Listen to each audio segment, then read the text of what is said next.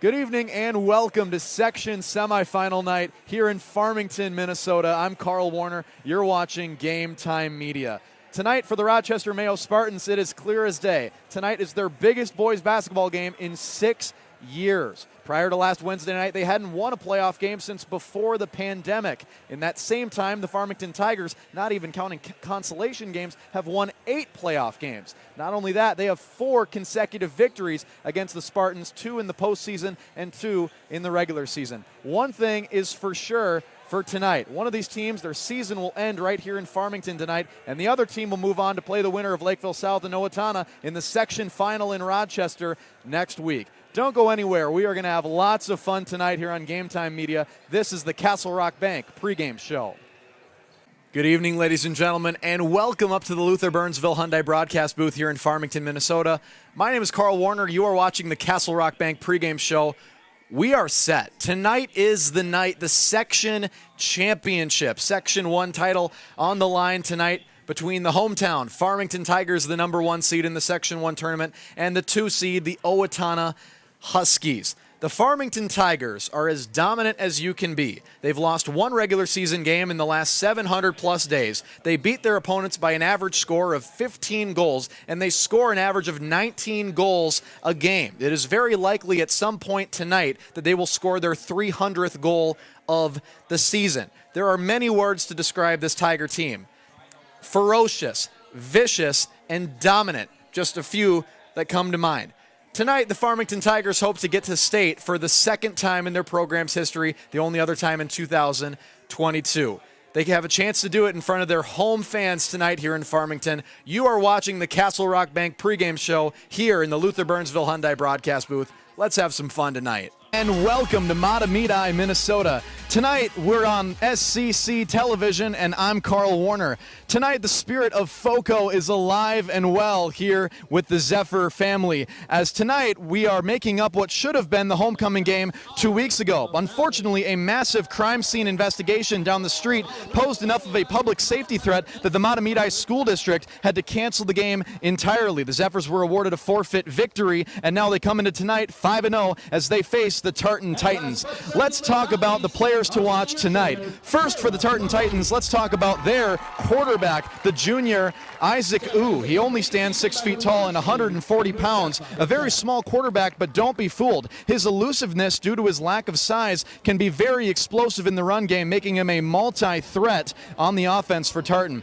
And on the Matamidi side of things, we have their running back, number 11, Jacob Rubish. He has 8 rushing touchdowns on the season thus far. He has been their bell cow. We are very excited to bring you this football game tonight right here on SCC TV. I'm Karl Warner. Let's have some fun. Well, good evening, ladies and gentlemen, and welcome up to the Luther Burnsville Hyundai broadcast booth here at Eastview High School. I'm Karl Warner. You're watching Game Time Media. Tonight we have 2 South Suburban teams, each with 3 regular season games remaining on the season. For the Farmington Tigers tonight, they are fighting to stay in the race for the 2 seed in the Section 1 tournament. For the Eastview Lightning, they're just fighting to stay afloat in their own section tournament. Farmington Tigers have beat the Eastview Lightning 5 consecutive games in a row. The Lightning definitely trying to stop that streak tonight. Don't go anywhere. You're watching the Castle Rock Bank pregame show here on Game Time Media. This time, Johnson gets back to the huddle with 20 seconds to go. It'll be 3rd and goal from the 5-yard line. Isaac Johnson looking to make it a 3-score game. Firing right. Found a man. Walking in. Jadale Thompson. Make it a hat trick. 3 receiving touchdowns on the night. Scoring for the Raiders, number 5, Jadale Thompson.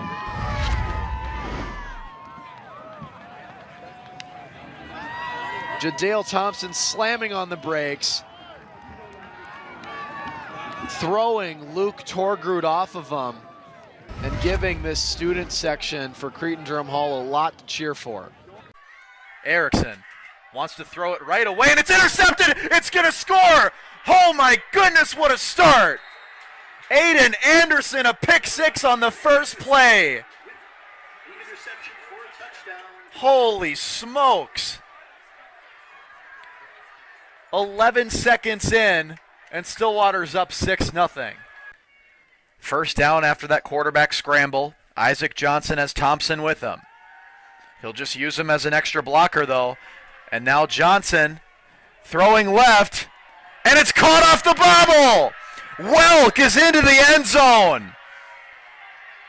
A circus-level touchdown puts Cretin-Durham Hall back up 3 scores.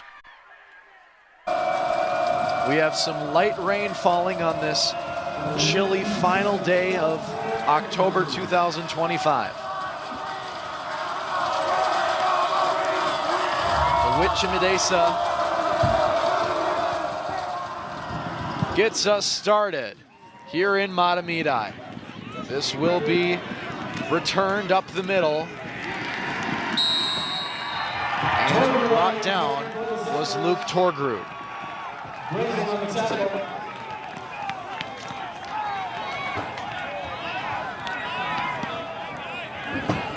This will bring out Mark Graff, Jacob Rubish, and the rest of this Zephyr offense. A dominating win last week, 62-13 in the section semifinal here in Matamidi against St. Paul Highland Park. Tonight, a much more worthy opponent. Let's see how Graff starts against this Raider defense. That was excellent last week, and here goes Rubish all the way up to the 45. First play of the game, well more than a first down.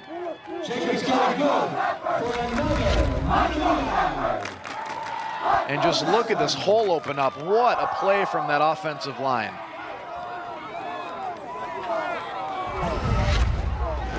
It'll be first down again for Matamidi here on their first offensive drive of the game. Just underway here in the section final. On first down, Rubish again. This time he gets another first down. Cutting forward, he's almost loose, and he gets brought down at the 31. Jacob Rubish cutting through this Raider defense like a hot knife through butter. 2 runs, 2 first downs, almost 40 rushing yards for Jacob Rubish.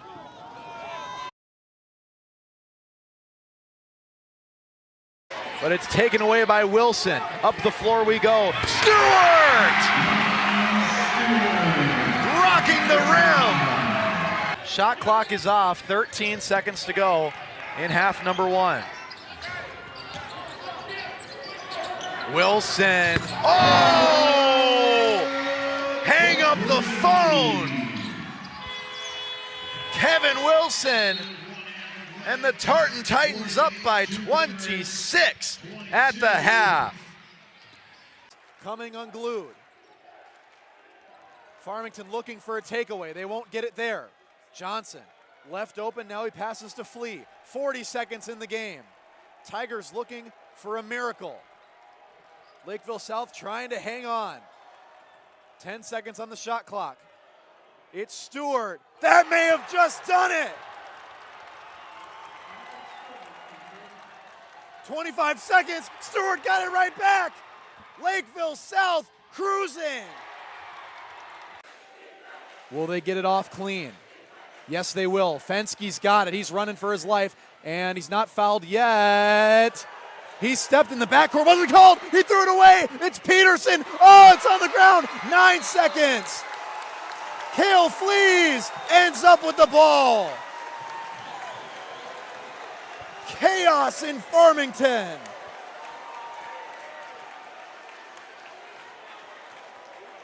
Is this March Madness or what? Wilson behind the back, making it look pretty. Colin Johnson and the rest of the Cougars are down by 4 points as we begin the second half. The student sections rise to their feet.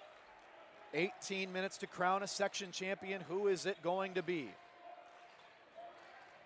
Couple of CAT teams with a state tournament berth on the line. I'm Karl Warner. You're watching Game Time Media. And it's Riker Sanders.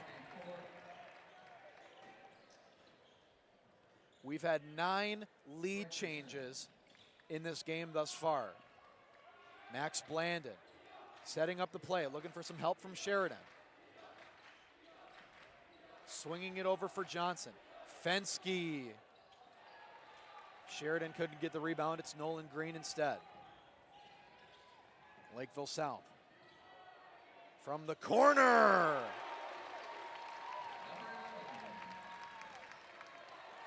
Lead change number 10. Cougars in control. Benny Fensky does not want this game to be his last as a Tiger. Max Blandon, another senior. Cale Flees hit hard, but he scored instead.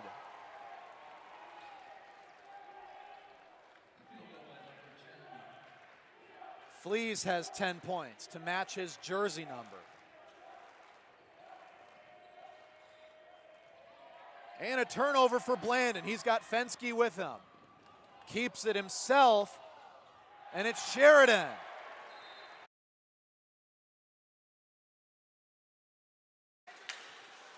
We got 10 minutes to go in the second period. Tigers need some action, and Vinar almost gave it to him. Rebound, they score!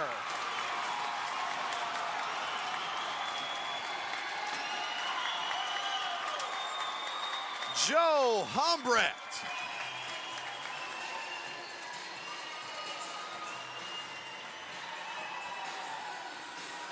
On the rebound for the Tigers.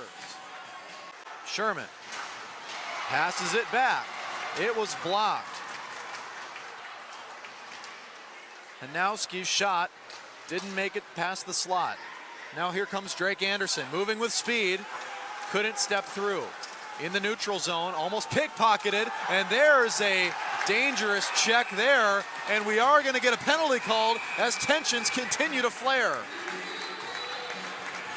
Still 1 minute to go on the Farmington power play. Carrying it up is Grant. Grant trying to find a pass. It got caught up in the skates of Gorin.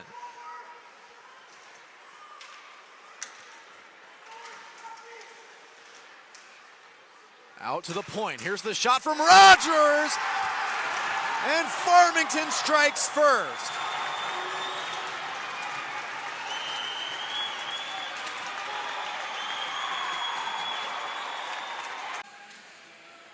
Face-off won by Lakeville South. Huge face-off win there. Boroff tried to get Olsen.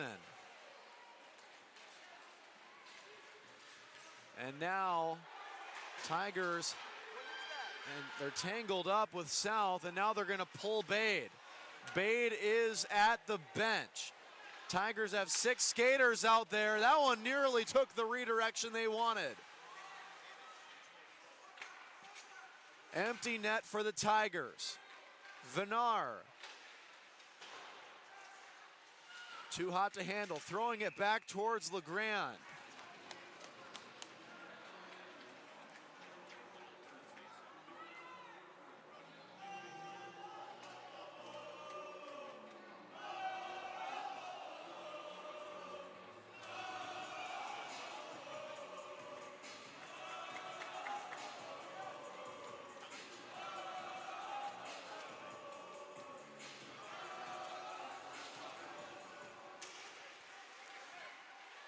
And LeGrand is going to need to have a beautiful last minute here to survive.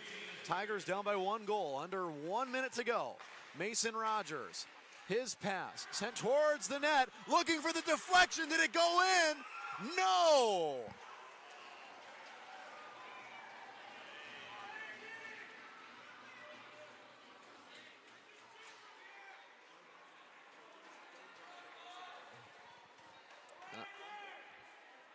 And some of the fans are looking for delay of game.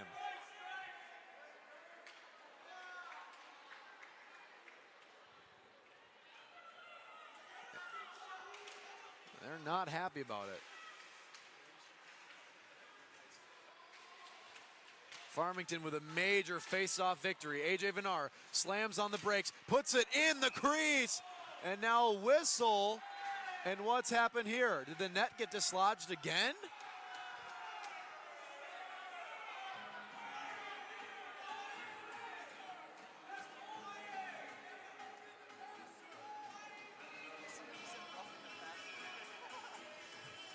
Farmington students are not happy. All right, 35 seconds. Can the Tigers string together a game tire? And no, this is not looking good at all. Zealy puts the game away. The Cougars are going to take this one, and it's right in front of the student section of Farmington.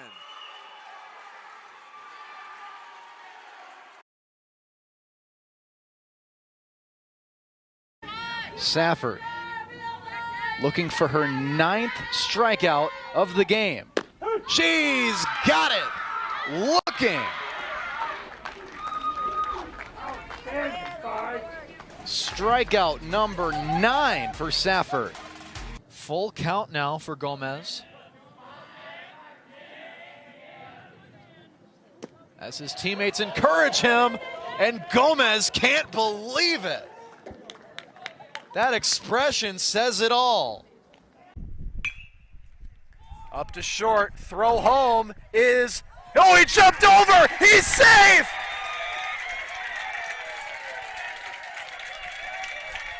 Unthinkable! This game is tied. Oh my goodness, have you ever seen something like that? Izzy Tennis, the right fielder, matched up against Molnar. Tennis into right. It's playable, and 1 run will tag up. Going home, and this game goes on. This game is tied. And this ball gets away. This game is won by the Trojans. They walk it off. Jorgensen still yet to record an out here in the 7th, and this ball is down. 1 run scores, another's being waved around, and the Hastings Raiders have the lead.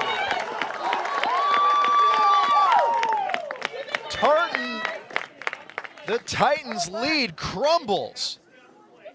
Doesn't get much better than this for an April day in Minnesota for some outdoor baseball. I've got 53 degrees. Wowzers. Driven up to second base, and it was not handled by Niederkorn. Burkhart stands up into third base.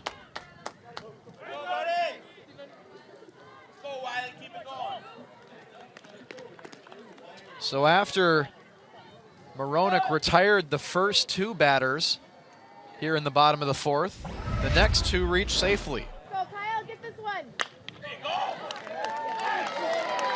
Well, that was not a hit from Kraus. That was a E4. I got to make sure that's correct there. And another E4. Tartan takes a 2-run lead as once again Niederkorn unable to come up with the ground ball. While Rutherford, unfortunately for the Raiders, 2 errors in a row. And now suddenly Brandon Herr once again at the plate. Brandon Herr has scored twice in this game for the Tartan Titans. Up to short, but slowly. This is going to be a tough play, and the Raiders don't have a throw at all. The sky is falling on the bases right now for the Raiders.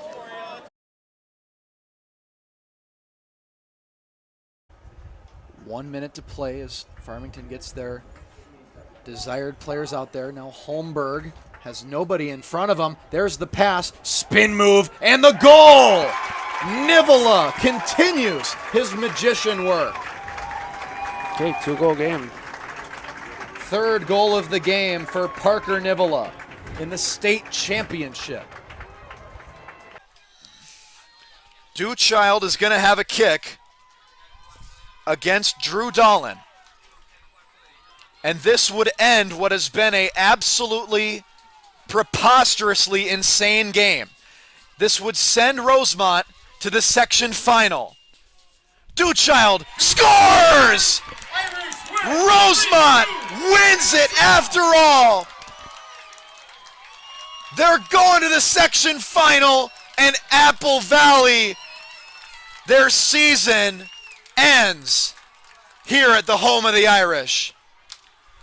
Before Madden Greenway gets it back in motion, now here she goes on the near side, blazing by defenders. She's all alone. She's got a couple more in front of her. Now, here she's got the shot, and she scores.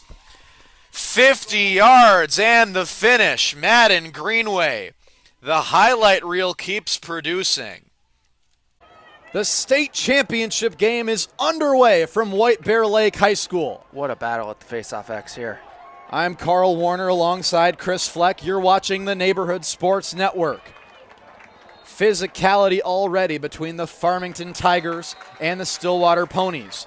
We apologize for any inconvenience, the score bug not being up right now. I assure you I'll keep you updated with time and score. The Farmington Tigers first on offense here, and we were talking about it earlier today, Chris.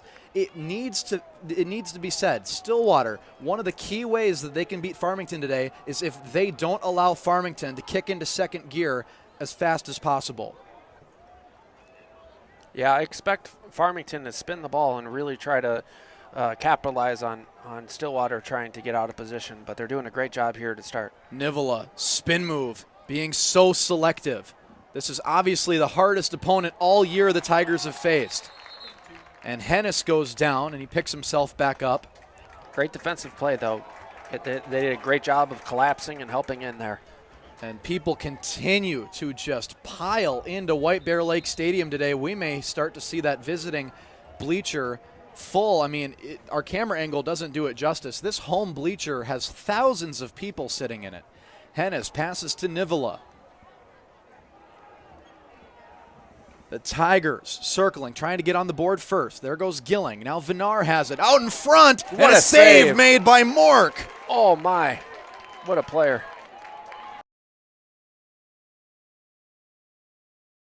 14 seconds in regulation. Hennis looking for the golden goal. 7 seconds. Can the Tigers do it? Out in front. It's Fernie. They score! They score! The Farmington Tigers are going to win the state championship.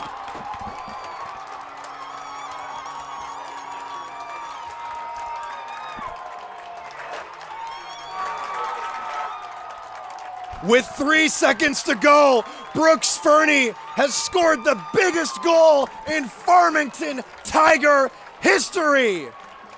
It will be a delightful dozen of state championships for Matamidi. For the second year in a row, the Zephyrs are state champions. Unbelievable.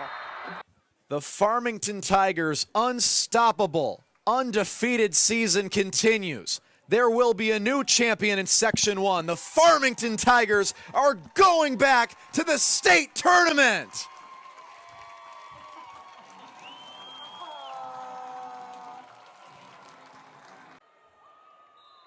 Lakeville South has been waiting for this.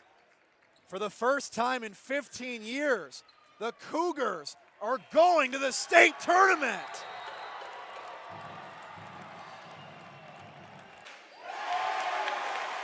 They lead by 5, 8 seconds. Tigers won't foul. The Farmington Tigers are going to play for the section championship.